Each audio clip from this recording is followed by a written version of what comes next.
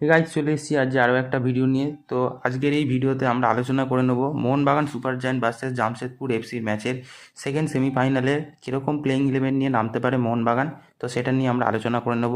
তো গত সেমিফাইনালে জামশেদপুরের মাঠে জামশেদপুরের বিরুদ্ধে আমরা 2-1 গোলে জাস্ট পিছিয়ে আছি।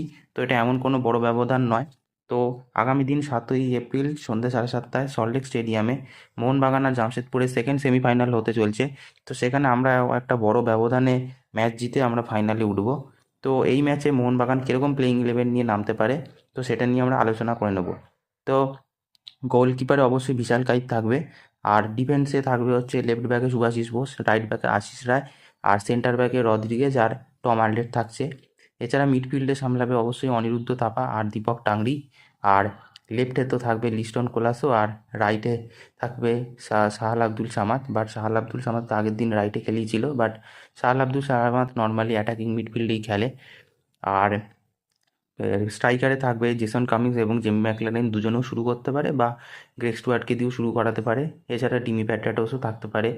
তো এবার সেটা মাঠ বুঝে তার একটা স্ট্রাইকার নামাবে না দুটো স্ট্রাইকার নামাবে, বা অ্যাটাকিং মিডফিল্ডার রাখবে কি না, সবই সেটা মাঠের ওপর এবং কোচের উপর ডিপেন্ড করছে।